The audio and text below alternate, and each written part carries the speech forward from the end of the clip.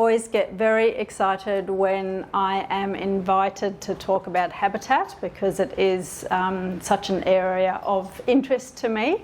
And I get even more excited when I see who turns up, and so many of you. So thank you so much for taking the time.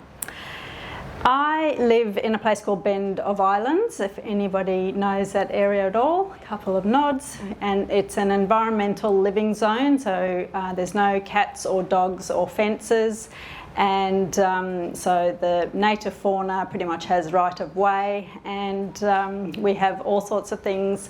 We have a blind wombat, and we call her Wendy, and she just goes about the place, and she's fantastic. We have echidnas, we have wallabies and all sorts of things. So it's not that far from Melbourne. It's only about 45 minutes drive from the CBD. So it's a really beautiful part of the world, and yeah, a place that I enjoy living. So in one respect, it's quite easy for me to bang on about how easy it is to create a habitat garden, but sometimes in the burbs it can be a little bit trickier, and things like birds, little birds that we might want to bring in, can be a little bit harder, sometimes even impossible, even if we do all the right things in our garden. Hopefully I will share with you some tips that you don't necessarily know, or maybe reinforce ones that you do know, about native plants and other plants, and essentially how to develop a garden that is critter friendly. We're sort of focusing on smaller gardens, so even if you've got a balcony, that sort of thing, a lot of these plants are suitable for balconies, for pots, for living in pots essentially. If anyone has any questions as I'm going, please just put up your hand and ask me, because sometimes it's annoying when you're trying to think of a question until the very end of the talk. Okie dokie, so we're going to do a PowerPoint presentation to start, which is just sort of the whole gamut of habitat thrown at you, and then I'm going to sort of build a mini scale of a habitat garden, just showing you and I suppose reinforcing the different elements that go into it, just to show how easy it is. We don't have to do big things. Even really, really small things can have a huge impact on the critters in the garden. So why do we want to create a habitat garden? Well, as we all know, there's just swathes and swathes of native forests and bushland that's being cleared every year across the globe. And that is essentially causing havoc. It's one of the main problems for our birds and mammals and insects, just that absolute loss of habitat. So that's one really good reason. If we have children or grandchildren, they are natural ecologists. They want to be out in the garden finding the critters and seeing where they live. So it's a really good way to connect with them. Personally, I just love being able to have relationships with different animals, and you don't necessarily think you're going to have a relationship with a skink. But this skink, I live in a mud brick house and there's holes all over the place. I'm usually walking around bare feet, and in summer, a couple of times a week, I will get a nip on my toe, and the skink has come in for fruit.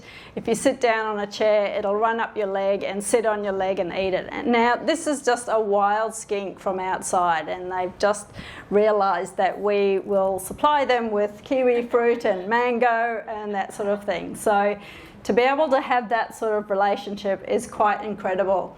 And even insects, like you don't necessarily think of stick insects and praying mantises being able to sort of clock us or anything, but they will look you in the eye, and if you do a high five to a praying mantis, it will high five you back. So to be able to have those really good relationships with the different critters, for me is, and I'm sure for all of you as well, is very exciting.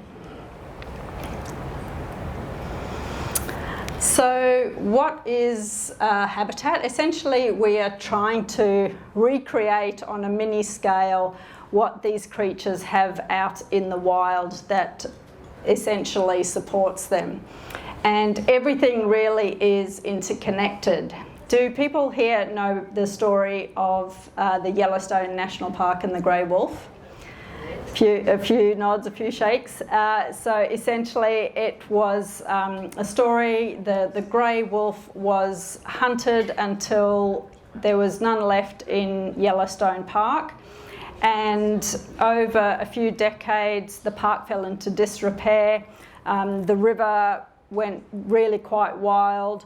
The elk, because they didn't have any predator, they essentially took over, and because they were then eating any of the plants that came up, any of the trees, there was therefore less flowers and fruit for the birds and bears and all those animals. So the park fell into absolute disrepair, and eventually ecologists and rangers thought, oh, maybe it's the fact that our apex predator is missing.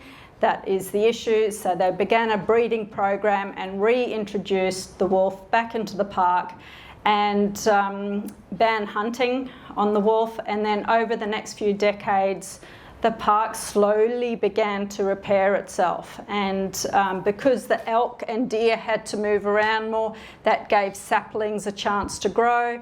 So that gave beavers a source of timber so they could create their dams in the river. Those dams flowed the seasonal fluctuations of the river and also gave water critters a place to live. And then, of course, with all the trees growing, there was flowers with nectar and the fruit, so bears and birds, etc., all started to have homes and sources of food. Yeah, so literally by taking away and putting back one animal, it had a huge impact. And the same was true here in Toolangi State Park, where the helmeted honeyeater and lowland leadbeater possum are at sort of critically low levels in the wild. But the problem there is mostly a missing middle story of different like melaleucas and coprosmas and things like that. And that middle story is a nesting site for the birds, and it essentially acts as a super highway for the possums that live up in the trees, up in the tall eucalypts. They come down to that mid layer and they can move safely through the forest.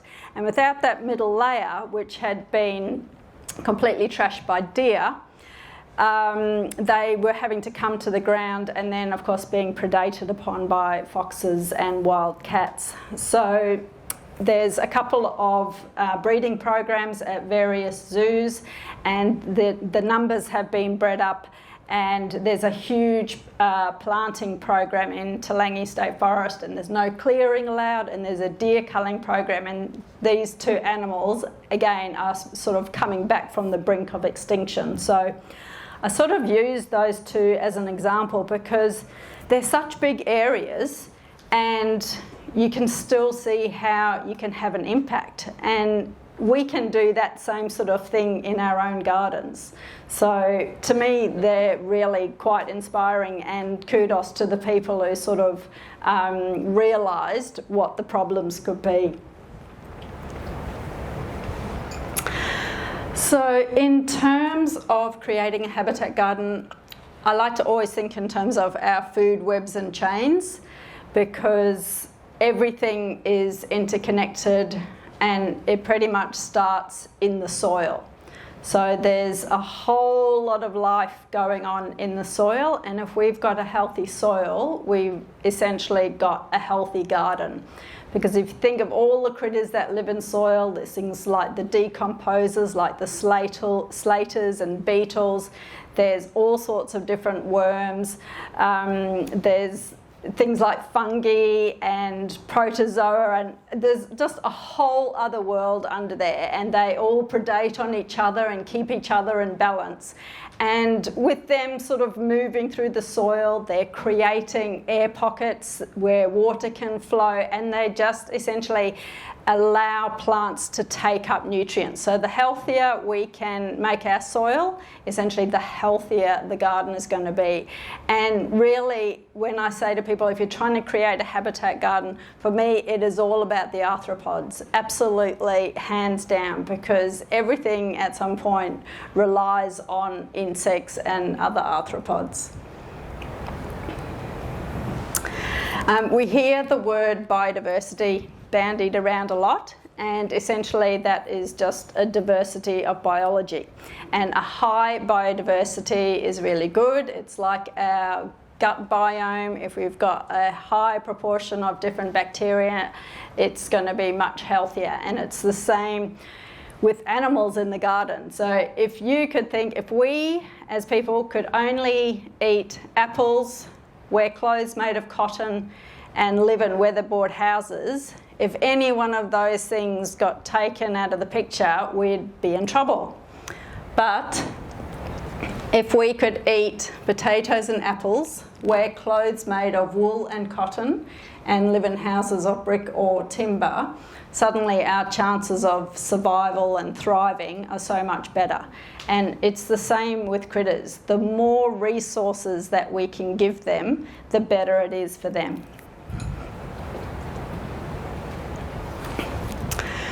We have got nearly 1,000 species of birds in Australia. A lot of those are seabirds and shorebirds, but we, as you can see, have got an absolute huge array of unique creatures that visit us. And we can make our gardens much more friendly towards these critters and maybe less friendly towards the birds that we don't necessarily want in the garden. Thinking of noisy miners. Naughty, noisy miners. So you can see, like, we have got 17 species of robin in Australia, and you don't really think of us necessarily as being a country that has a lot of robins. A lot of us think of the English red-breast robin, and that's the only robin that we think about.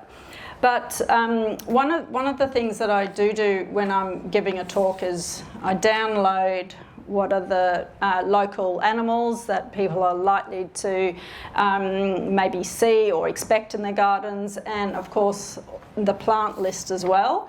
So these are from the City of Port Phillip website, and all of these are, if they're not indigenous, then they're near indigenous. So in terms of plants, when it comes to creating habitat gardens, without a doubt, native and indigenous plants are the best.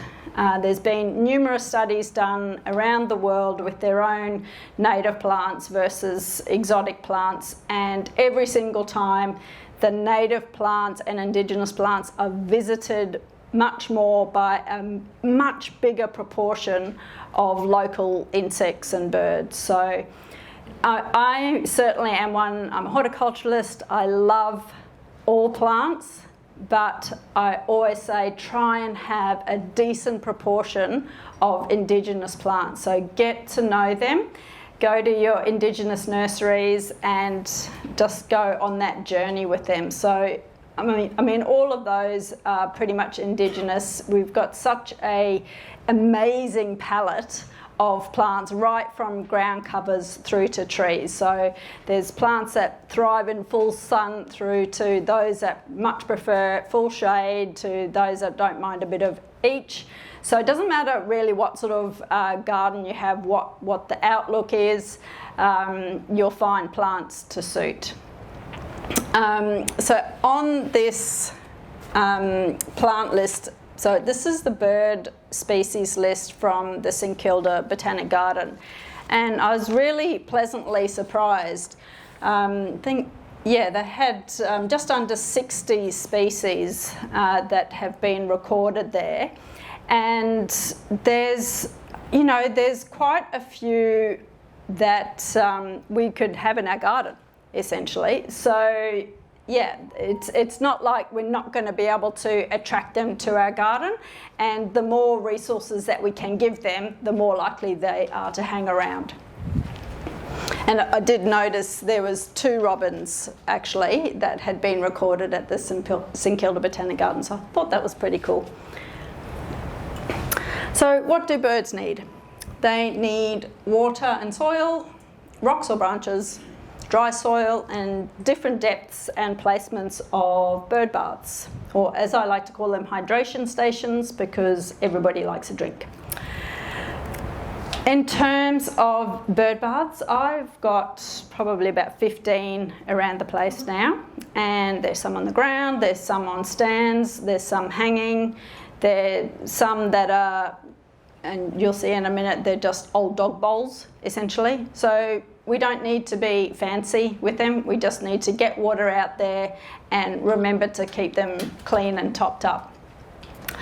I don't know why I was surprised when I first realised that wild birds love dust bathing as well, because of course our chickens all love rolling around in the dust, but wild birds also dust bathe, and the reason being, it's the same as with chickens, it's about keeping their feathers clean, just reducing mites and reducing the oil on the feathers. And researchers have done these studies on various birds, and the dirtier they are, the worse they fly. So, and of course, if they're flying badly, that's going to affect their foraging and meeting mates and that sort of thing. So birds do spend a lot of time trying to keep clean. Birds have really good eyesight, so the second you put a bird bath in, they will pretty much spot it and come down. And even though I clean my bird baths a few times a week, the second I have, they come down. So it's like they really appreciate that fresh water because it's cooler from the hose.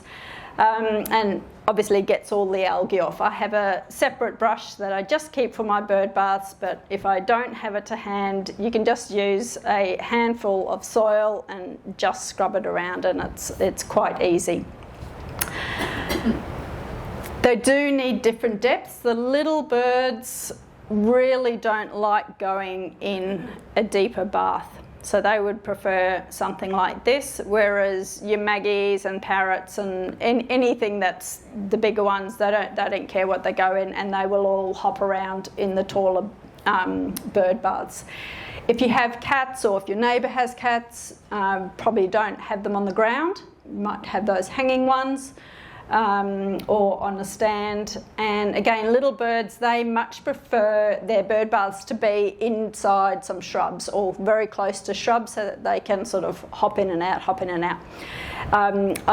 In my vegetable garden area, I've grown a hops vine. I don't know if anyone has grown hops vine, but they are the best. They're really fast growers. You don't stand still next to them because you'll be wrapped up and disappeared in hop vine before you know it. And they're deciduous, so they let in that beautiful winter sun, and the little birds love it. So I've got one bird bath hanging up in there, and they hop around the hop bush or the hop vine and in and out of the bird bath. So it was just a really easy solution to sort of protect the birds, but also block the summer sun because it's a north-facing area.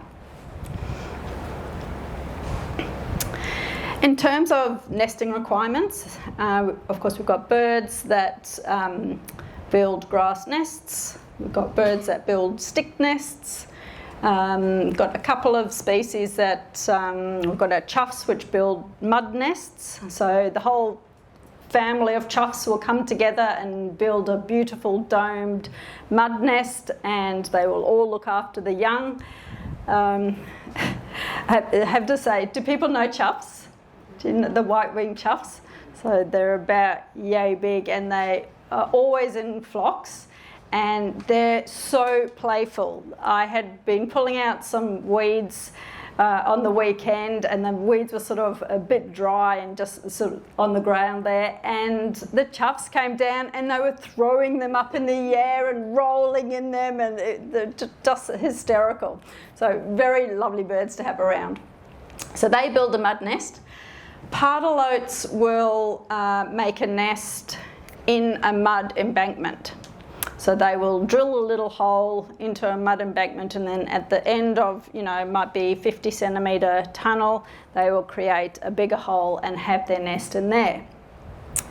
As I mentioned, I live in a mud brick house, and a pardalote has decided to tunnel through our mud bricks and now thinks that our lounge room is its nest.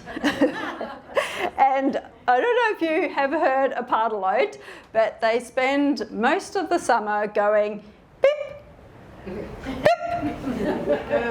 beep. So all through summer, that's what we hear in our lounge room, is the pardalote going beep, beep, beep.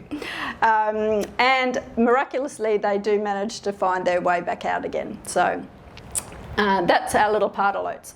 And then we do have a lot of birds, of course, that use hollows as well.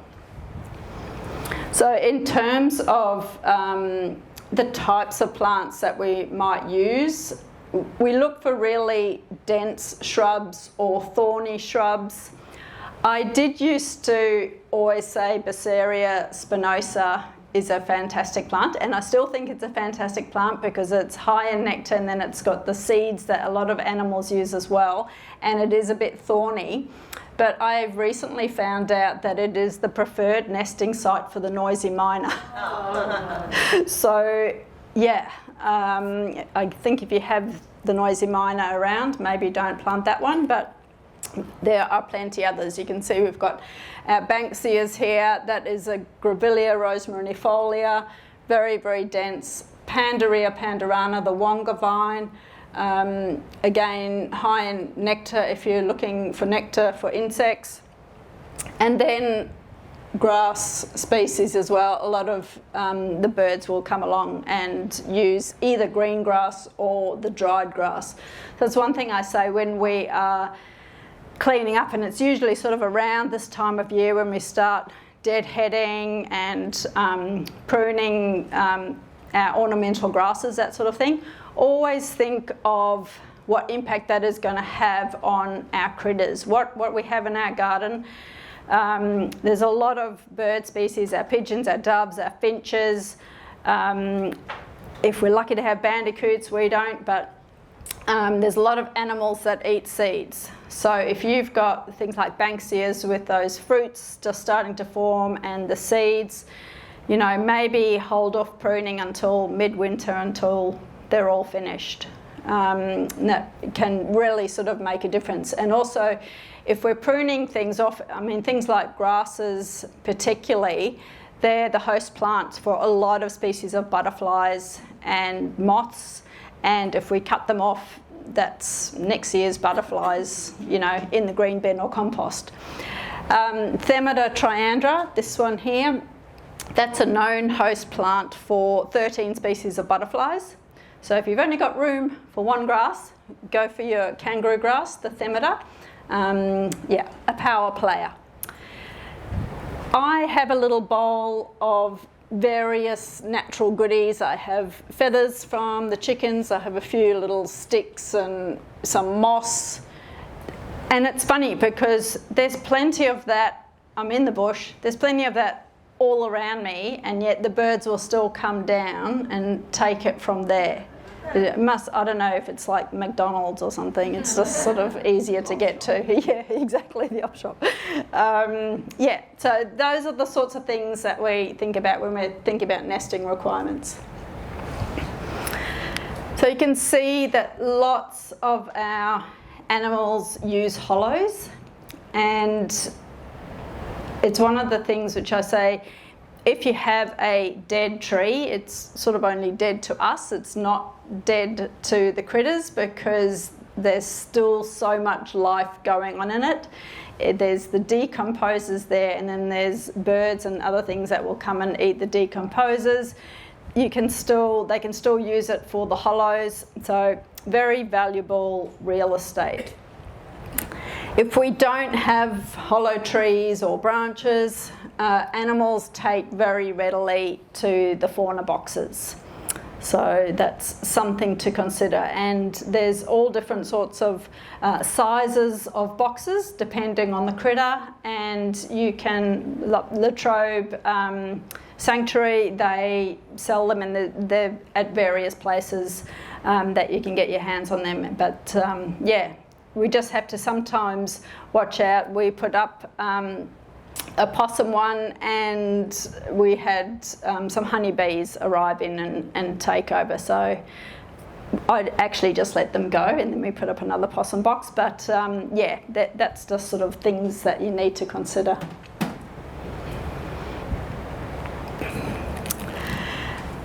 We want to supply obviously nectar, fruit, seeds, and they're the things which are going to be attracting our insects. I think there's a lot of focus on plants that will provide nectar, which of course is great, but there's so many birds which are insectivorous.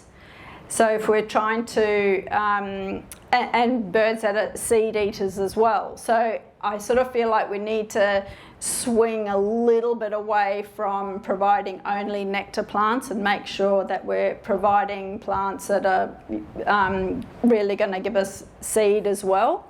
And as I said before, just hold on to those fruits on the plant when they've started fruiting, because things like the Alocasturina littoralis, one of the she oaks, which is indigenous to this area, that's a really good food source for the yellowtail black cockies, and in fact various of the cockies. So anything that has got those nice big chunky fruits will be really appreciated.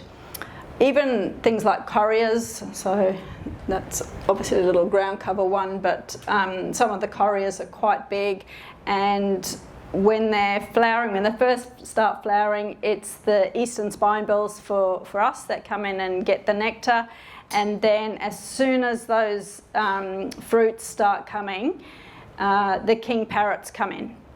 So it's a different sort of suite of animals depending on what stage the plant is at.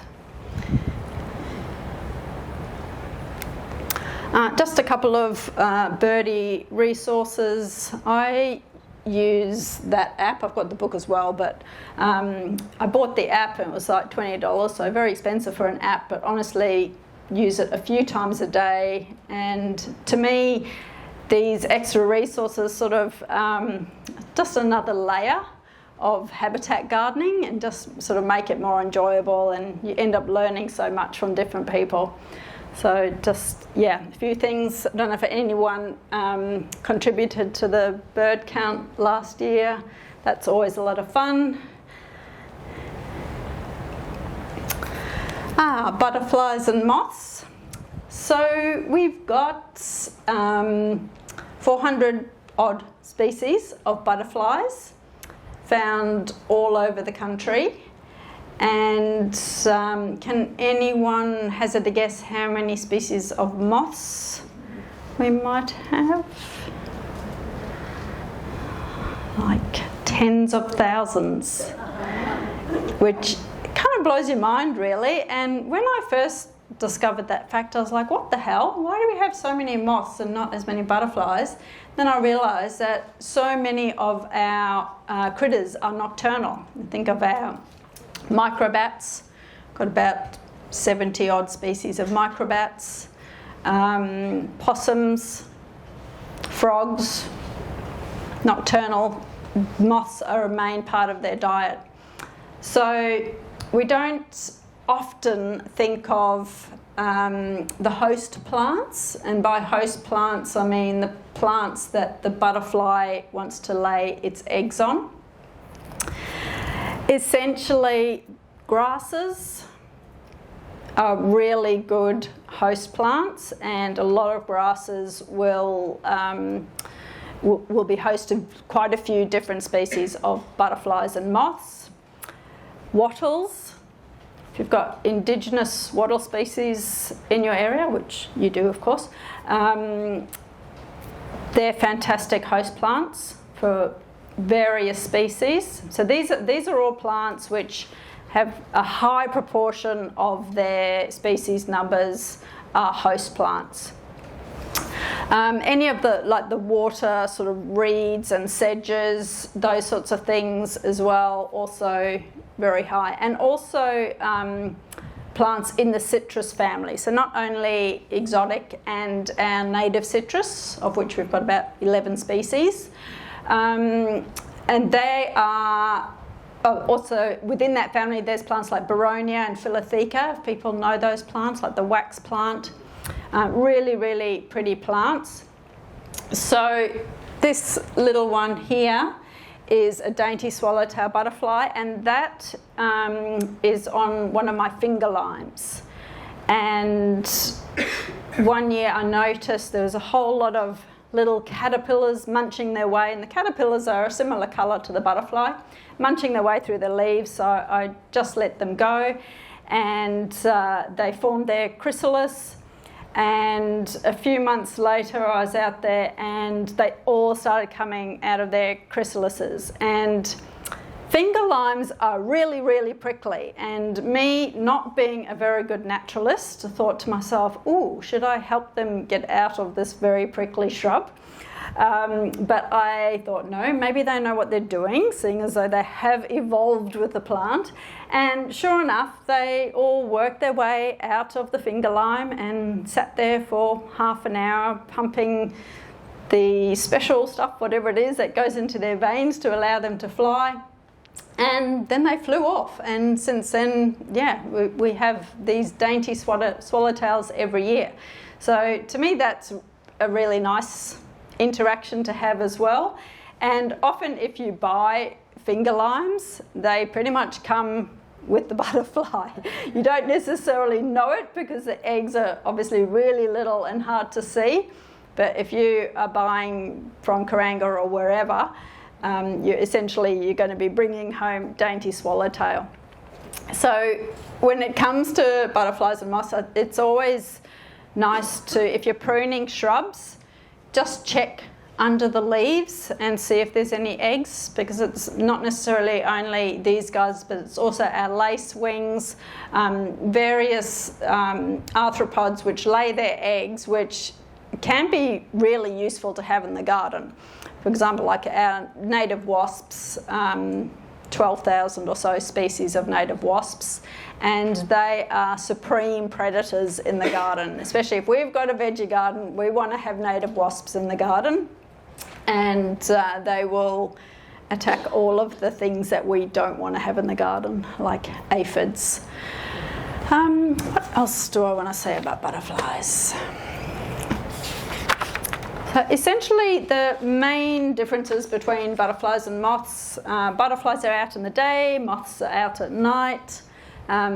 Butterflies will be at rest with their wings closed usually, moths with their wings open. But they really are goodies to have in the garden.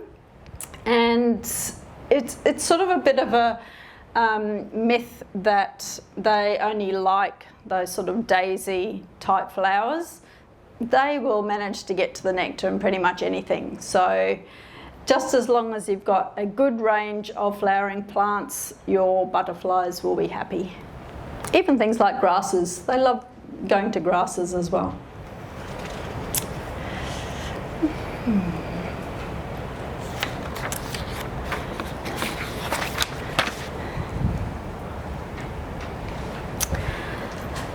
Lots and lots of other pollinators.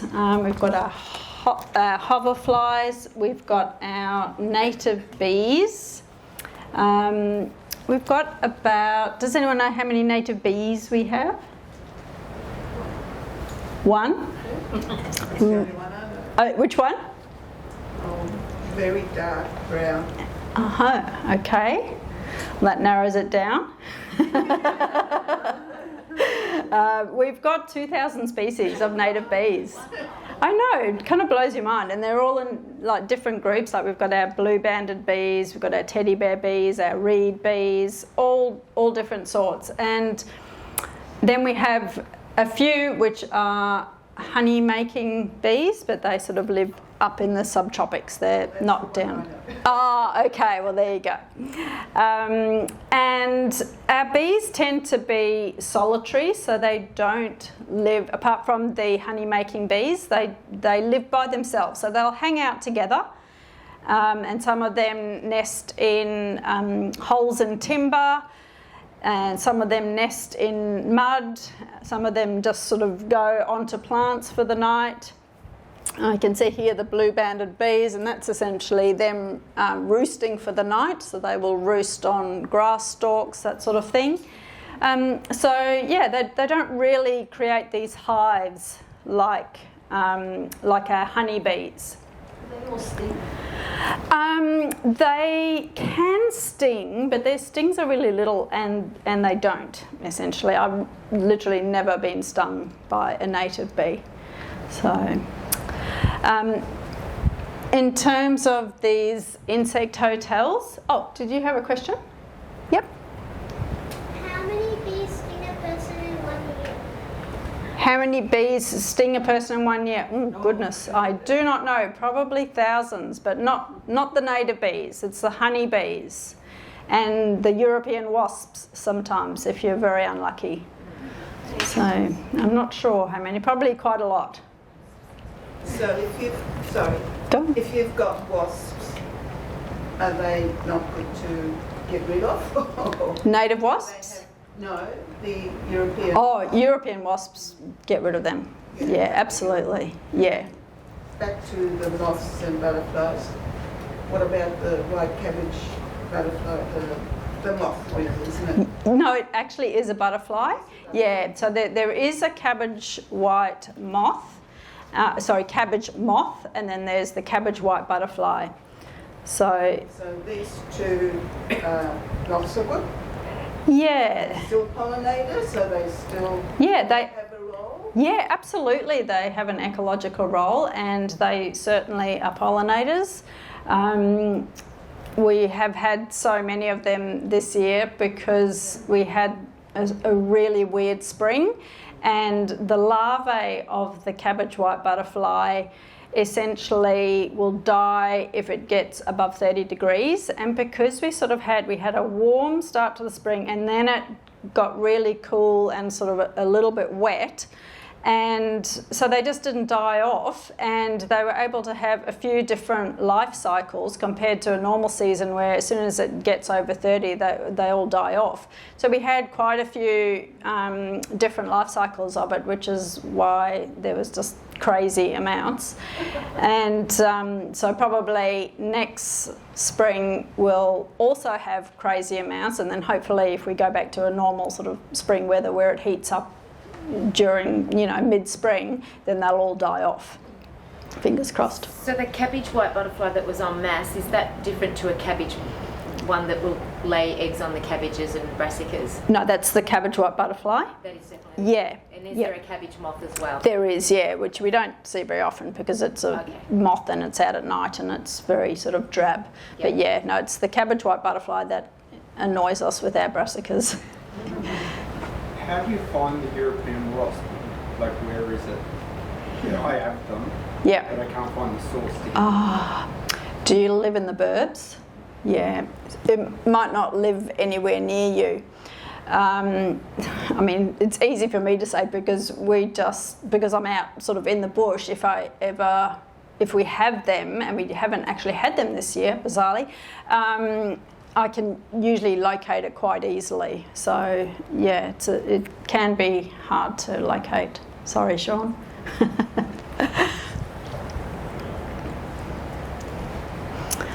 Just some more critter resources which may or may not be useful to you. The Pollinator Week is really good. So there's a lot of these sort of resources which are also like citizen science type projects, and I can't tell you the amount of times that people who run these programs have said how valuable it is to have people contribute. Like, they just are so excited to get all this data from around the place. So if you did have time, Pollinator Week, you go out for like 10 minutes once a day for a week. You don't even have to do the week, of course. And you just say if it's a fly or a bee, or if you don't know, just take a photo. And yeah, it's really good for them to be able to get a picture of what's going on. Our lovely frogs. We've got about 200 species of frogs in Australia, just a little bit more. And these are sort of some of the Melbourne frogs. So this was put out by Melbourne Water. And so you can have a look at that later if you like, just to see all the different frogs. What do frogs like? They like moist or damp, shady areas. They need their skin to be moist to help them to breathe, so they can dry out quite quickly. Is Ruby here? She was. Ruby is one of the library women, and she was helping me bring up all the plants from the car park. And the pile that she was carrying had this frog on it, and I had to grab it, and I've got it in a shopping bag in the car, so I'm just like, please don't your skin dry out in between. I was so happy it didn't go under a car. Anyway, so they like to have their skin moist, so the more sort of low shrubs and ground covers and rocks and logs we can have around the place, the better. That just gives them safety to move around the garden, and areas where they can keep cool and moist. If we want frogs to breed, we do need to have a pond, and it doesn't need to be very deep, even a bit less. And generally we want to have our pond in an area where it gets about 70%. Yes? Sorry, that's all right. What sort of frog was it?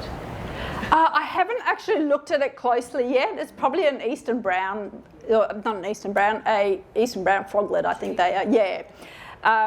Because I literally just grabbed it, put it in the bag and came upstairs, so not exactly sure.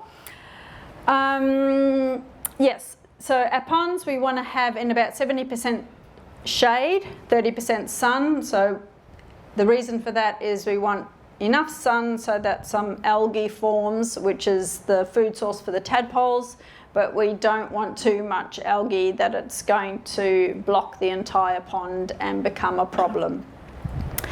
Frogs can hop into ponds really easily, but they can't hop out, so we need to put logs or something to enable them to get out, even a bucket or something like that, a big rock, something that enables them to get out, because they can actually drown.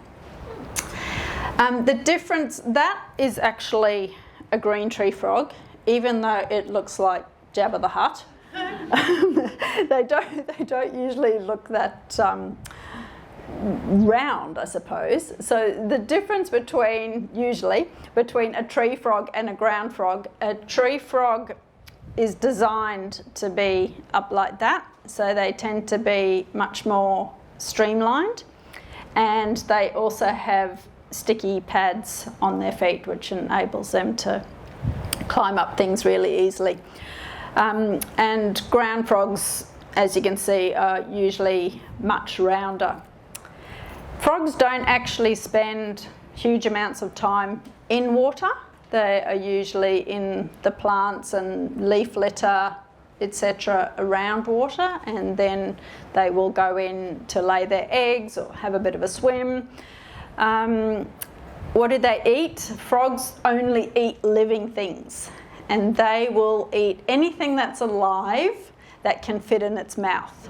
So the bigger the frog, the bigger the thing that it will eat.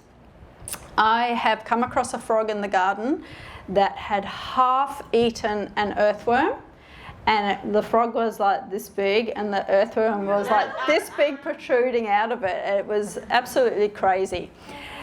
And what they do is they catch it with their tongue. They've got a sticky tongue, so they catch whatever, cricket, grasshopper, whatever, with their tongue, and then they push it down their throat with their eyeballs.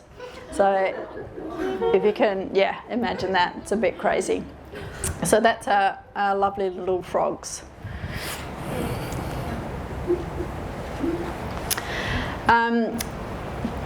This particular, that's a website, and it's on your phone. You can get an app for it as well. It is fantastic. So it breaks down all the different areas around Australia, narrows down what particular area you're in, and shows you what frogs you are likely to see in that area. So that makes it very easy when you're IDing, because sometimes they just all look like little brown things, and it can be very, very tricky to ID animals, and also especially if they're moving away from you. And I often, we have so many frogs at our place because we've got ponds and baths and all sorts of things, and we're right on the river, and so you hear them all the time at night, but bloody hell, it's hard to find them. Like, they wait until you're right there, and then they stop calling, and you sort of take a step back and off they go again, and you take a step forward, and so it's very, very hard to find them. So I was quite excited to see the one in the car park. Ironic that it would be there. Lizards, they like the sun. They like nooks and crannies. The more nooks and crannies we can have in the garden, the better. In fact, that is after water, probably the key ingredient in the garden is to have nooks and crannies. And you'll see that when we build our little garden. If you think like a little animal, there's actually quite a lot of nooks and crannies in there for insects, and even the baby skinks, they're tiny. There's a few babies around at our place at the moment, and they're like a couple of centimetres long. So nooks and crannies, aka homes, is definitely number 2 after water in the garden. If animals can be safe, then they're much more likely to hang around. If we've got food sources, sure, they might pop in for a little while, but if they've got areas where they can shelter from predators, shelter from bad weather, nest and have their young, lay eggs, etc., then you're much more likely to have them actually living in your garden rather than just visiting. So lizards do like nooks and crannies, and you'll see when we build our little garden that it actually doesn't take much. You don't need massive hollow logs or anything like that, just a few safe areas. Lizards also, which also surprised me when I first realised, like water a lot. And then of course there's that saying, flat out, like a lizard drinking. And I swear every time I turn the hose on in summer, the skinks just come out and come straight for the hose. And they're always, always hanging around our water sources. So these are 4 that I have around the place. So as you can see, there's my old dog bowl. That is a deeper bird bath, so it's about that deep, and a rock in it, just to hopefully help anything that falls in. This is just one of these, a plant pot saucer, nice deep one, and that's a typical type of bird bath. So you'll see the common denominator in all of these bird baths is the scoria. And scoria is a volcanic rock. It's very lightweight, and you can buy it in smallish bags from the hardware store. It's pretty cheap, it's easy to move. And the reason why I use it is, well, there's 2 reasons. One, so that if something falls in that's too small for the depth, it can get out. But the main reason is it actually keeps the bird bath clean. Because it's really hollow, lots and lots of little holes, and in all those holes lives lots of bacteria, and that bacteria helps keep the water clean. So how do you spell that rock? Scoria, scoria. So it's a volcanic rock. Yep, very lightweight. So, excuse me, so does that mean that you don't have to clean your bird bath so often? I do clean them just because I'm always topping them up, but the ones that I have scoria in, honestly, they hardly need cleaning. They will develop a little film of algae, but nothing compared to if I hadn't had the scoria in it. So, yeah. And the other key with bird baths and hydration stations is to have them in a fairly shady spot if you can, because obviously that cuts down the amount of algae that's going to form. So, yeah, so that one's on the ground. Well, those three are on the ground, and so I've got bits of timber up here. There's a wood pile here that a whole bunch of skinks live in. So they essentially are always coming out of the wood pile, coming to have a little drink and going back down. This one is frequented by wrens mostly. Sometimes the silvereye will come down, but pretty much the wrens really like that one. Whereas that deeper one, when it was that really hot 3 days recently, it was like a pigeon took up residency, refused to leave, and was in it and opening its wings up like this and rolling around. I'm like, that is the weirdest behaviour of a pigeon I've ever seen. We've got the common bronze-winged pigeon, and they're just so adorable, but I always laugh at them because, I mean, they've been there for decades and they're always frightened of us. I feel like saying, guys, we're always here, you know, it's me. Whereas the magpies and the kookaburras and literally everything else are almost like friends with us, and they recognise us, and even the ducks and things, they're very friendly with us. So, as you can see, you don't need any fancy pants. Bird baths can just be literally a little shallow dish, just as long as things can get in and out easily. And this is Dianella tasmanica around the back of it, and if you had that around a pond, that's really good because it grows relatively big, and the ends of the foliage actually sort of droop into a pond, and a frog can clamber out on them really well. Just an example of nice gardens in terms of having everything there. I know both of these gardens, they've got water there as well. Obviously these are quite big, don't need to have that big, but it's just the different elements. It's like some open sunny areas which a lot of birds certainly enjoy, some rocks for different things to sunbake on and scurry through, a mix of native plants and non-native plants, and quite sort of densely planted. So particularly if we're trying to encourage those little birds, having dense plants that their foliage reaches the ground is really important, and if we're trying to protect them from things like the various wattle birds are quite aggressive, and of course the noisy miner exceptionally aggressive. So yeah, to be able to have somewhere safe to go, very important. Just some different mammals. We've got some amazing animals, as I'm sure you all know. Wouldn't necessarily be able to get all these. At the moment we've got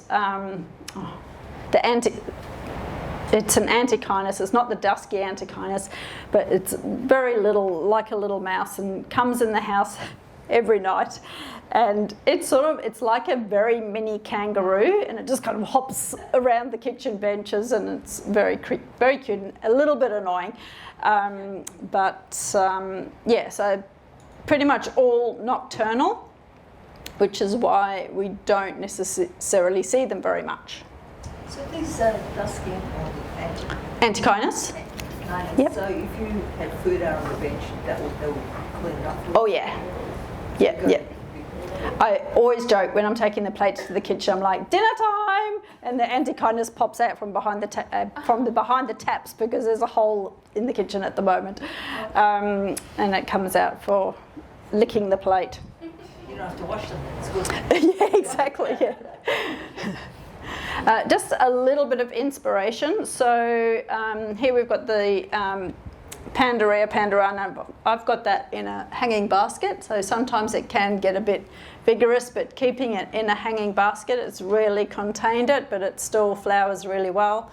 That's the flower there. This is the hop Gardenia avata. And it's one of the plants that I bought because it's indigenous to this area as well. The butterflies absolutely love it. They really, really love it. This is a low shrub form. So the thing that you'll find with a lot of native plants is they come in different sizes, which is kind of a bit weird. But the normal form of Gardenia avata is about sort of 1.5 to 1.8 metres high. It can be quite sort of an open shrub, but the great thing about it is it grows really, really quickly. There's also a small shrub version called Little Goody.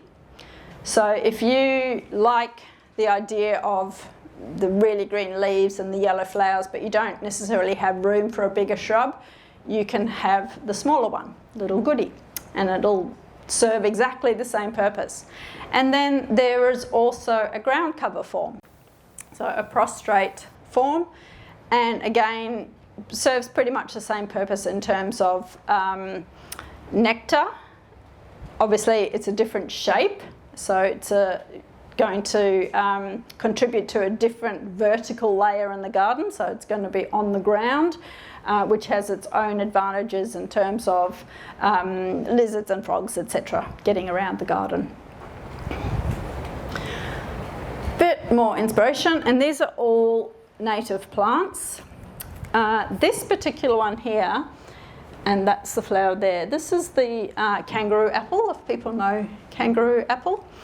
I absolutely love this plant because honestly it almost grows to maturity by the time you finish filling in the hole. It is such a fast grow. It doesn't last long, like it'll only last about 5 years or so, but it's really good if you've got an area in the garden where you want to change the microclimate, you want to create a bit of shade quickly for things to grow underneath and start establishing. So I've actually got other plants there. So this was taken a couple of years ago, and I think they were about like 2 years old at the time, and a few of them have died already, and I've got correas and things which are really starting to take off now. So they're just a really good sort of pioneer plant. And the rosellas go crazy for the fruits. So it ends up with little sort of yellow fruits that go orange and then go red. And yeah, the rosellas are always all over them. A little bit more inspo, just because why not? So in terms of habitat gardens, what can I do? The less we tidy, the better, in a way, unless it's sort of dangerous, you know, in terms of fire, that sort of thing. Because as I said, you know, everything starts with our arthropods, and if you think like when you rake leaves of a particular area, underneath there's always like little springers and sometimes slaters and those sorts of things, and they're the things that our animals will be foraging for. So there's some parts of the garden which I just don't worry about. They just take care of themselves. I don't do any pruning, I just let them be. Chemicals, really big one. The more we can phase out completely don't use or reduce or use really carefully, the better. Something's designed to kill, it's going to kill. It's going to kill lots of things. So definitely that's a key ingredient in creating a habitat garden. Cats and dogs, I mean, our beautiful cats, we do love them, but they are such good killers. So, and they kill millions and millions, and not necessarily our pet species, but feral species, and sometimes our pets as well, if they are allowed out at night.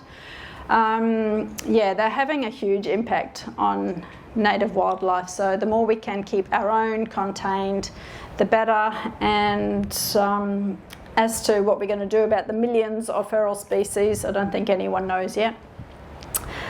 I always say turn out the lights, because it's known to affect moths, for starters. So we all know moths will come if we've got the curtains open and the lights on at night. We'll get moths at the window, and so that interrupts their mating behaviour. And yeah, so I just always have outside lights off at night, obviously unless I'm needing them on, and blinds shut, just to let the animals be completely in the dark. In terms of what else can I do, as I said, like, I love all plants, but sometimes it's nice to look at our gardens and think about what each plant is doing in our garden, what it's actually contributing, or might not be contributing anything. It might just be a plant that is sentimental to us, or we just like the flower, or whatever it is. But if there's a reason for having it there, fantastic, whatever that reason is. But if it's sort of an also-ran plant, it never really does anything for you, perhaps that's one that could come out and then be replaced with a power plant, something that would really make a difference in terms of habitat. And yeah, enjoy the journey, I suppose. It's such a long journey of getting to know indigenous plants.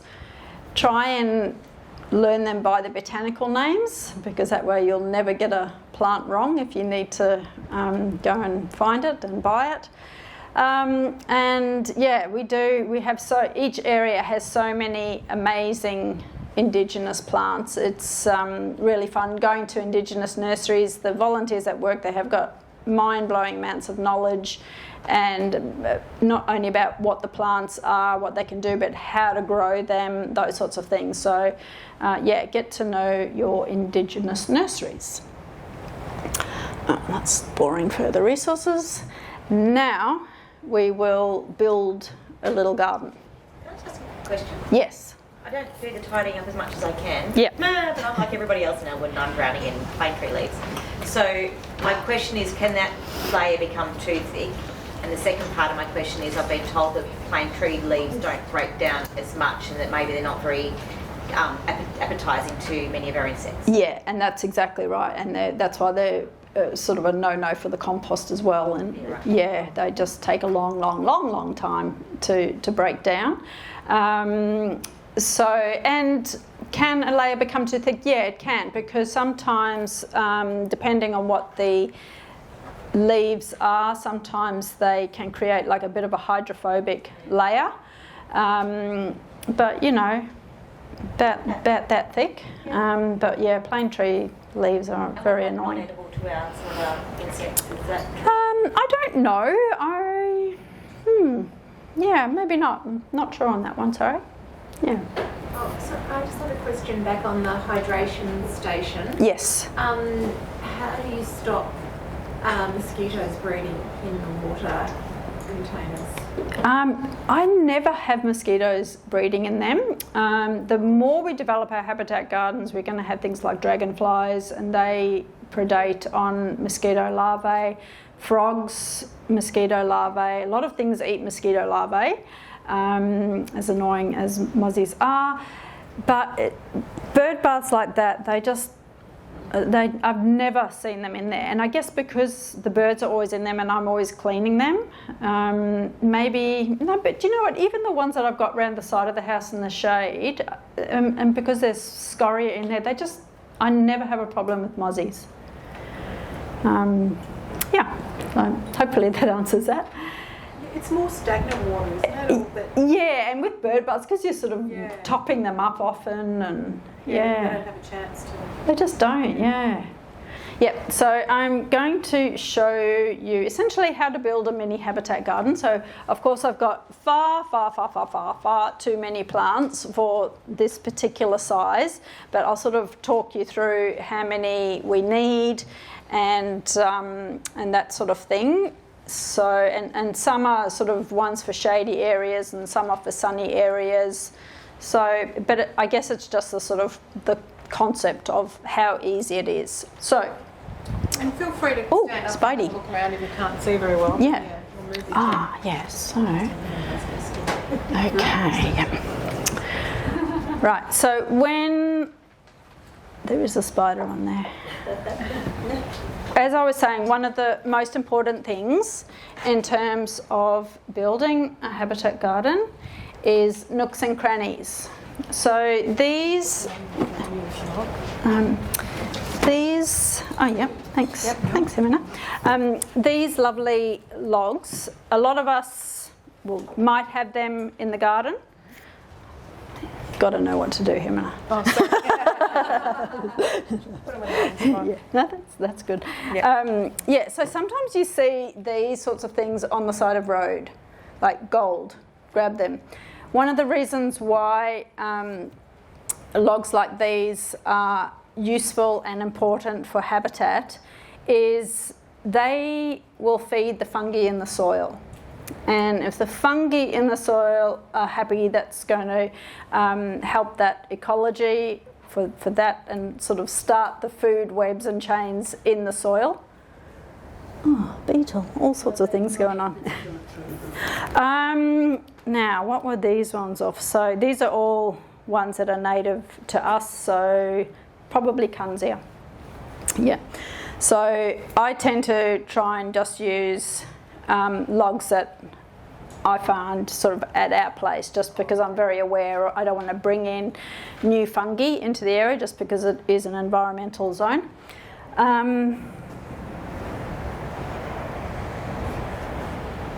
I thought I brought more logs. One on the ground. Oh, there's my hollow one, yeah. Probably left them. Oh no, I did. I had a box somewhere. Anyway, okay, let's pretend there's more logs. Sticks, if you've got like Yes. a garden, you could use sticks instead of logs. Funny you mentioned that. There you are. So these are just prunings from a coria that I pruned recently. So nothing goes to waste. So pretty much you can keep everything on your property. So as you can see, so that is going to feed our soil fungi as well. And it's, look at all the little nooks and crannies in there, like lots and lots for different critters. So short answer, yes, any size twigs or sticks don't have to be so neat and tidy about chopping them up. They can just literally be broken. I tend to create little piles just because it sort of allows a slightly higher area. Some of the little birds love having a bit of a vantage point and they will come up and hop on these little log piles. So easy. The skinks go absolutely crazy for them. There's a story coming into the June issue of Gardening Australia that we shot at my boss's place, and we made a lizard garden essentially, which is pretty much this. And no word of a lie, we had literally just finished creating that. Obviously there was water there as well, there were some plants, and these skinks just came and were all over it. It was just the most incredible example of build it and they will come. So our rocks. This, if you ever see anything like this on the side of the road, just freaking grab it. These types of ones, as beautiful as they are to look at, I will half bury them because that will help start the decomposition process. And you'll find things like blue tongues will readily use them. There'll be a whole lot of animals that will use them. So we have our, and this sort of thing can be set up in the shade for frogs and then in the sun for lizards and those sorts of things. So it's the same sort of principles. So, yes. You say blue tongues will come. Yep. I mean, in St Kilda, where are they going to come from? Well, sort of get one to start off with, and then. That'd be good. Yeah, you could. Yeah, potentially you could. That would be a very happy blue tongue if you got one from the pet shop and let it free. Like blue tongues travel a long distance. Like they sometimes travel kilometres, searching for mates and nice places. So if you have. If you're near sort of reserves or creek lines, those sorts of things, yeah, it's very possible that your blue tongue is going to come. So getting back to my boss with her sorry, what was that? I said carry a bag at all times. Oh yes, exactly, yes. Yeah, she has literally, she messaged me today saying we have got a blue tongue in the garden. So who knows if it was because of the lizard hotel, I don't know. Anyway, so... Sorry, can I just yes, say something? of course. Just raise the possum question for a second? Yes, the possum question. Talking to a few people in my street, they all say, yeah, we've got a habitat already, it's possums, and we don't want them. Yeah.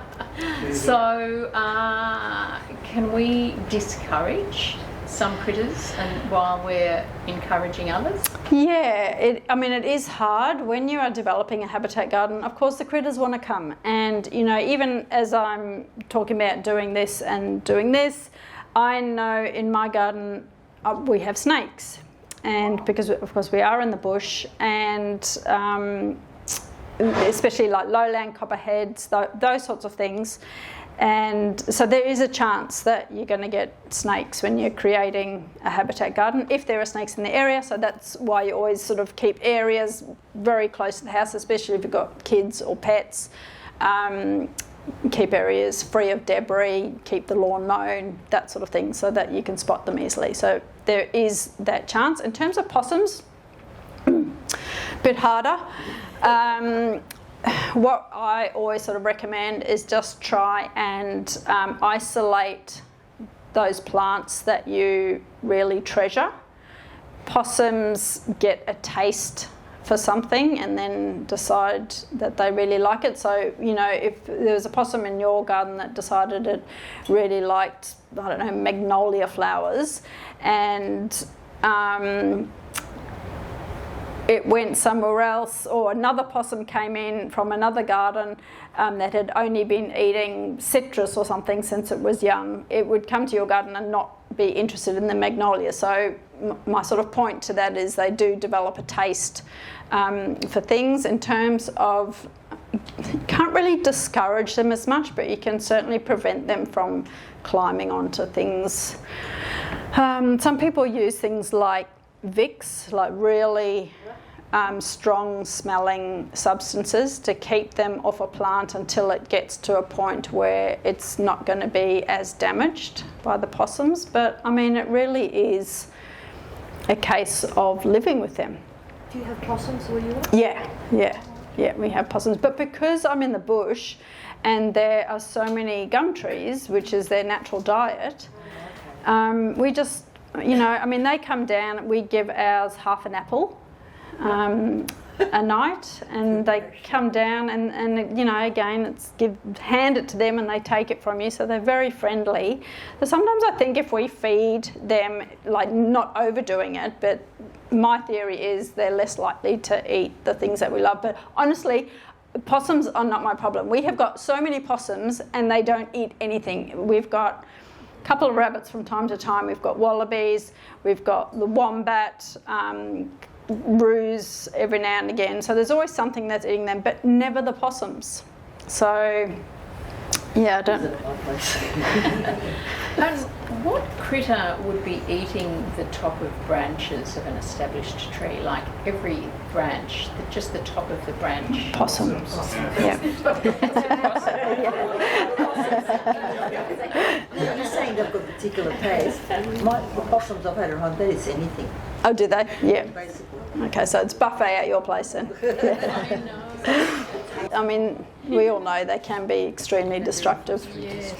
Can you grow natives under non-natives? Like I've got Oh, goodness, crepe yes. myrtles in the back of my garden. Absolutely. You can. Yeah, Yes. absolutely. Yeah, lots of things. Okay. Yeah. Okay, another piece of gold.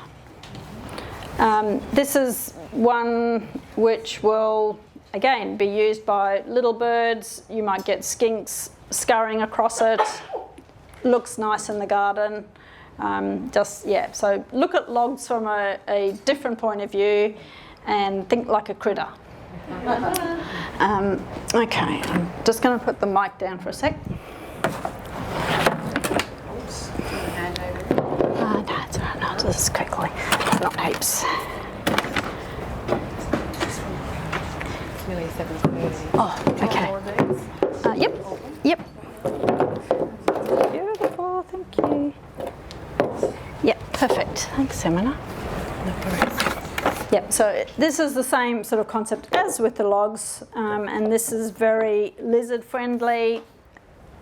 Like instantaneously, we've got lots of nooks and crannies, and it works with those sort of rounded pebbles as well.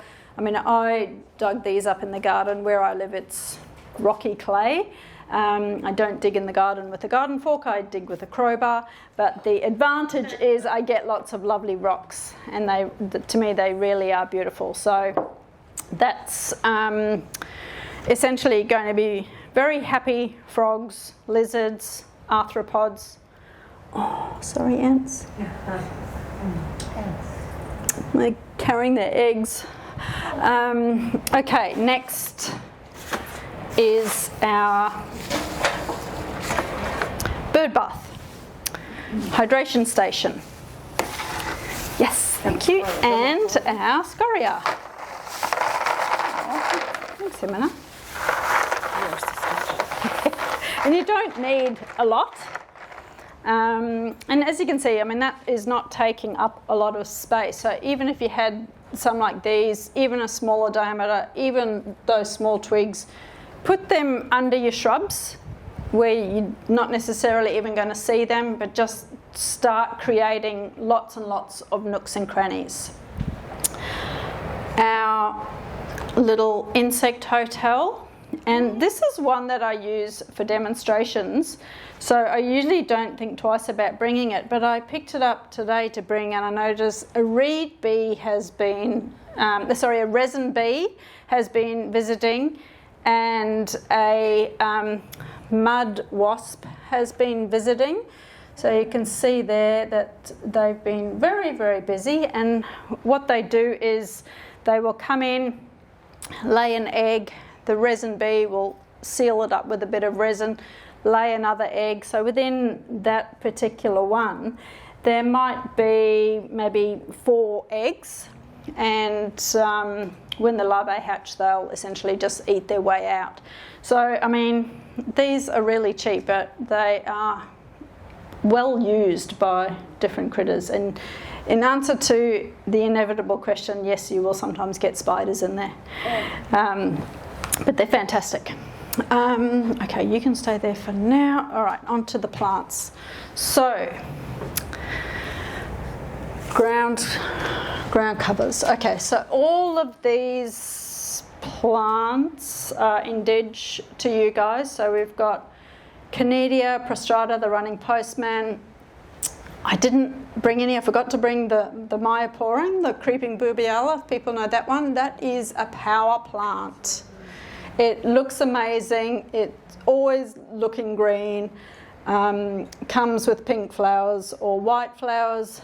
Really, really useful plant for trailing over steps, etc. Blah blah blah.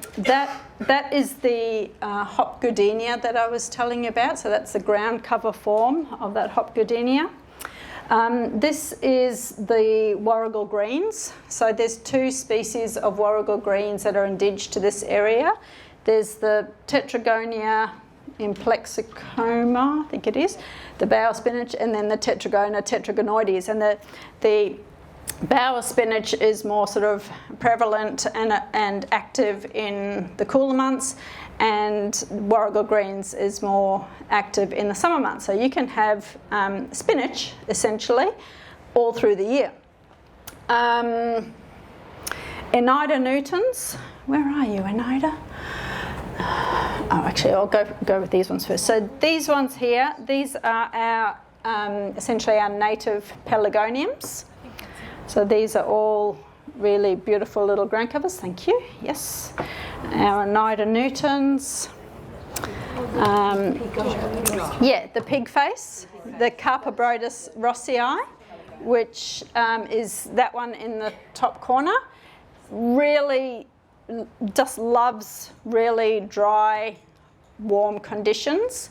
And the thing that you'll find, like with native plants, if the greyer the plant, the more sunlight and drier it wants to be, because that has evolved either sort of in the beach areas where they grow in sand, or in the deserts. So this beautiful Carpobrodus is going to be spreading itself around as well. You can eat the leaves. I've had them stir fried. I did not like them at all, but apparently they're really good pickled. And then you can eat the fruit of the flower underneath each flower. The fruit forms there, and they're actually really nice. Are there different species of that? Yeah, there are. There's a few different Australian species, and then there's also a bunch of South African species which tend to be really weedy. Yeah, so if we stick with like Modestus and Rossii and those ones. And then I am looking for...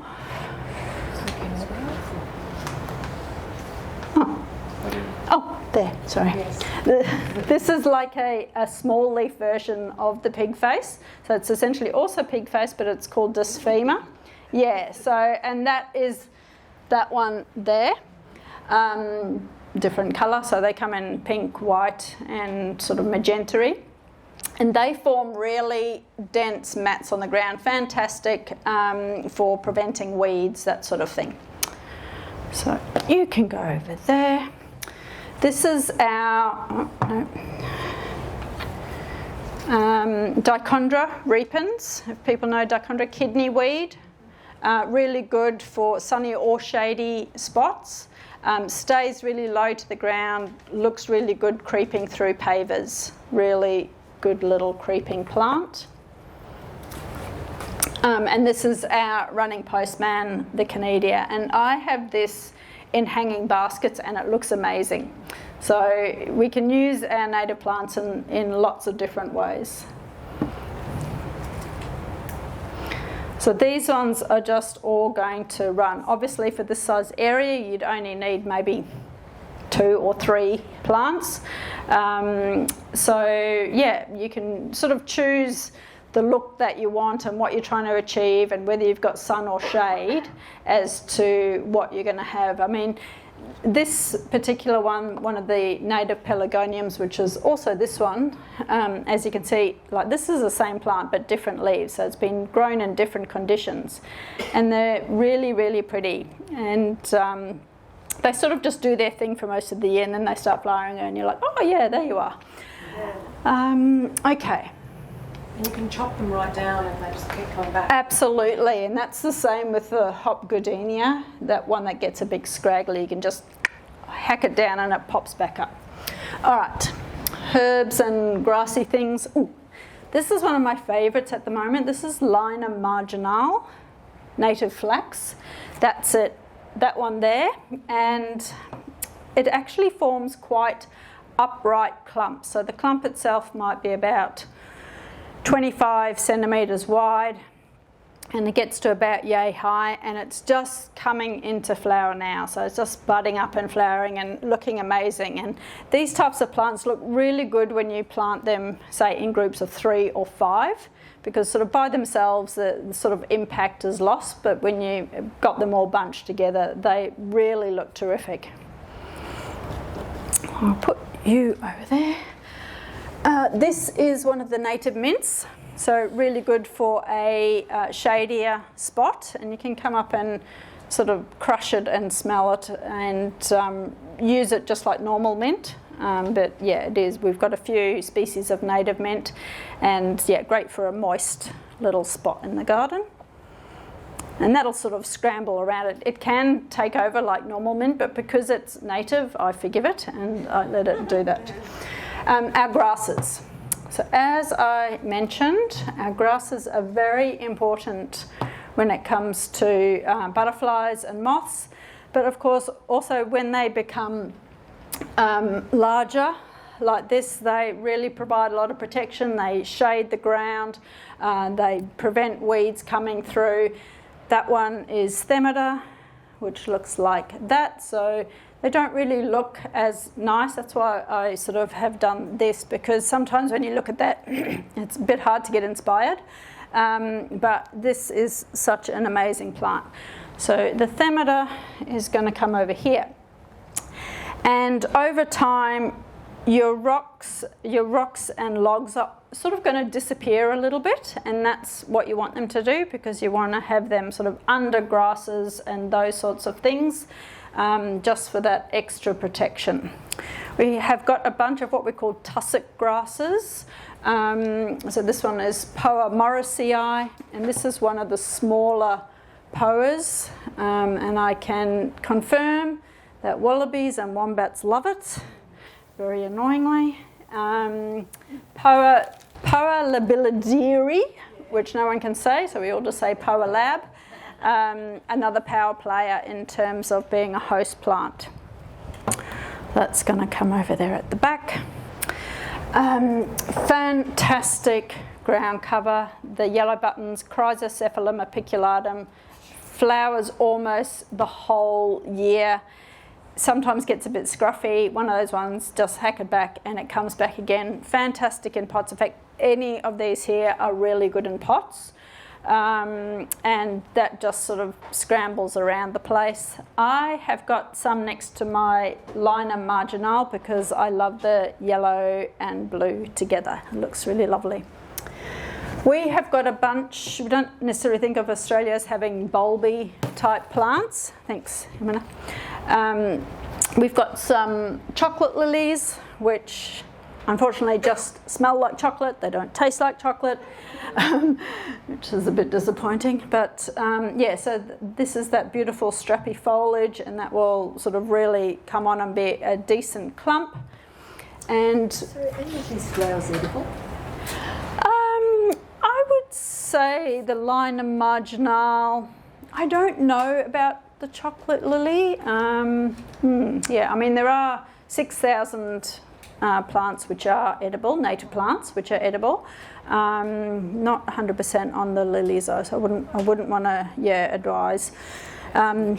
Yes, but things like Oneida nutans, which is a ground cover, that forms a really beautiful dense mat, maybe 20-30 centimetres high. Those little berries are edible. And this is off my bush at home, so feel free, they're washed, so feel free afterwards to come and try one. These are the midgeon berries. So this particular plant here, which is indigenous to you guys, I was surprised, I have to say. You can see it's got some flowers on it now. It is extremely prolific with fruit, and it gets to sort of, maybe 50-ish centimetres tall, maybe a metre wide, and lots and lots of little white flowers followed by these berries, which are delicious. You could pass them around actually, that might be, I think so, just got distracted by midgeon berries then. So this is our Dianella, so we've got a bunch of Dianellas, or the flax lilies. You can come around here as well. That's the flax lily there, or one of them, a few different forms, and they just provide that really nice sort of structural contrast, I suppose, in the garden. So if you're thinking from a design point of view, and then they have got long stems with their beautiful little blue flowers. This one here, this is the bulbine lily. So you can see this is the seedling form of bulbine lily, and then it grows into something as beautiful as this, and it will self-seed through the garden. Some places, depending on how you grow it, it can really take over, but again, I don't care because it's native and it's beautiful. But that looks beautiful if you've got it amongst grasses. So if you've got that, and then you've even got like the stylidium, which is like this but pink flower. So this particular one is our ajuga. So it's a native ajuga, and it is a ground cover, and it's fantastic in sun or shade. And if you grow it in shade, the leaves will be a bit bigger and sort of a bit more purplier, and if you grow it in the sun, the leaves will be much smaller. And it's spreads via stolons, which are just those above ground stems, and it roots at each node, so it'll just take itself around the garden. It's really tough. And are they hungry, or are they tolerant? No, definitely not. Definitely not. You wouldn't want to plant it into sand. Like if you've got really sandy soil, you want to sort of boost that up with compost regularly. But yeah, really. Not too high? No, like. The solution to my problem. Ah, good. Yeah, it's beautiful, and it sends up sprays of beautiful blue flowers. Ajuga, yeah, Ajuga australis. Thank you. We all love our little daisies, and there's a few different species of xerochrysum, and lots and lots of cultivars. So you would certainly find something in whatever colour scheme you're going for, and I'll put that over here where the lizards are going to be, because that's going to bring in some insects that the lizards will appreciate. And so that's pretty much our ground layer. So it's nice to think in vertical layers in terms of our gardens. And so we've got a couple of coria species. So we've got Coria reflexa and Coria alba. So you can see, like, you don't have to just let your plants do whatever they want to do. In terms of the Coria alba, it can be clipped really hard if you like that sort of ball clipping. That will get to 1.5 to 2 metres tall and wide. This has little star flowers. Coria reflexa, and again the corias are really beloved by a bunch of different insects and birds. So that's going to be a really nice wide shrub. Very jealous that this is on your indigenous list. This is sea box or elixir. Buxifolia, and that is that one. Like, how freaking good is that? Just stunning. So if you do clip it, it does create that beautiful form, but it's almost self-shaping, this particular one, which is really makes life easy. Elixir can go over there. Again, acacias, that we've got 1,000 wattle species in the country. They're found in every habitat, from like middle of the desert to the wet rainforests. Power plant. They're low in nectar but high in pollen, and pollen is where the protein is. So the more acacias we can have in our garden, they're fantastic. As I said, they're a host plant for various moth and butterfly species as well. This particular one is the gold dust wattle Acacia echinacea, so that's sort of like about 1.5 to 2 metres. This is a small version of Banksia marginata. As I mentioned, they come in different sizes. So if you don't have room for the tree form of Banksia marginata, you can get the small, well, relatively small shrub form of Banksia marginata, and it'll do the same thing. That's our hop gardenia. This one I don't have, but this is one called tangled lignum, and it doesn't look very interesting, but the little birds, for some reason, because it's very tangled and very protective, they absolutely love it. So if you have room for a crazy tangled lignum, go for it. This is one of our grevilleas. As you can see, it's just starting to flower now. This is the rosemary grevillea, Grevillea rosemariifolia. It's obviously a green flowered form, but it is traditionally in red flowers, and that is a very dense shrub, again, that the various birds absolutely love.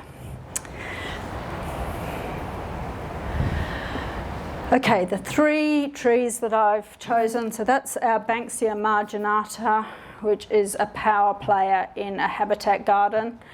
Any of the Banksias, any of the grevilleas, essentially power players. There's our Banksia. Oh, this is one of the salt bushes. There's a couple of species of salt bush. Really love dry, hot, sunny, edible. Very, very good to have in a habitat garden. So the 3 trees that I've picked, the Acacia implexa, which is this one. I've chosen it because it's a nice tree shape, but it's not overpowering. So for smaller gardens, it's really useful. I sort of have them in groves, and they look beautiful. Of course, our wattles are winter flowering. So we will put that there, and that will become a nice upper story. It's not in that picture, but I brought a Acacia melanoxylon, the blackwood. Again, this one's a bit high. This one gets to about sort of 20-25 metres, but which sort of sounds really big, but obviously you're going to have the trunk and then most of the matter up the top, so it's not really going to get in the way. It's relatively upright, not too spready. Again, a big power player. You can see the different forms of foliage. So this is the juvenile foliage. With acacias, they have what we call phyllodes. They're not actually leaves. It's one of their adaptations. So in these phyllodes, they don't have as many transpirating holes called stomata as normal leaves do. So that's one of their adaptations to living in such a dry country. And then their adult foliage is what we call bipinnate, so it's quite ferny. And their adaptation when it gets really hot is to fold up. So those leaves will fold up. So those few hot days that we had, all the leaves had folded up, and then as soon as it cools down and a bit of moisture, they all open up again. So our plants have got amazing adaptations. This is the she oak that's indigenous to this area, so Alicassurina littoralis, and that's that one. This is the one that the yellow-tailed blackcockies absolutely adore the fruit and seed from. You can see it's quite upright. It's not an overwhelming tree, so if you don't have a huge garden, really, really beautiful to include in the garden. That's going to go there and create a nice upper story. Climbers. This is our Hardenbergia, the coral. Oh, forgotten the common name. Purple. Yes. Happy Wanderer. Yes, thank you. There's a purple form, there's a pink form, and there's a purple and white form, and they're just beautiful to have. And you can use them as ground covers as well. So if you don't want it clambering over a fence, you can just have it along the ground in a pot, spilling over a pot. Really beautiful. This is one of our native clematises, Microphylla. You can see it forms this absolute mass. It is a climber, but it's not going to overwhelm anything that it climbs on. So you can use it safely. It can scramble up a shrub, anything like that. You won't notice it until it flowers and then seeds. It's got beautiful sort of furry seed heads that are really, really pretty. And this is Biladeria scandens, which has got edible fruit and actually really lovely tasting fruit, and the blue tongues love the fruit of that one as well. So, and that one can be a scrambler or a climber as well. And because I forgot to bring my tarp, I'm not going to do the piece de resistance and pour the mulch over, but this is mulch, and that is the sort of finale of a habitat garden. Put mulch on most things, pretty much everything, and just keep that soil moisture even, just to give a really good home for the critters. So hopefully that gives you some ideas as to, and shows you, I suppose, how easy it is. Like, sure, there's a lot of plants there, but the basics, these are the basics, and the water. If you've got that, I mean, pretty much everything will take care of itself. Any questions? Any recommended mulch? Not dyed. Not dyed. But yeah, I mean, you can get mulch from councils, pretty much anything. Although in saying that, our council mulch has got lots of plastics through ours, which is a bit annoying, but yeah. We're going to have to wrap up. Yep. Okay, that's it. Of course. Closes at 8. Yes. We're all staying here the night. I'd like everyone to thank AB. That was wonderful. Thanks, guys. Thanks for your attention. Very nice. Thank you.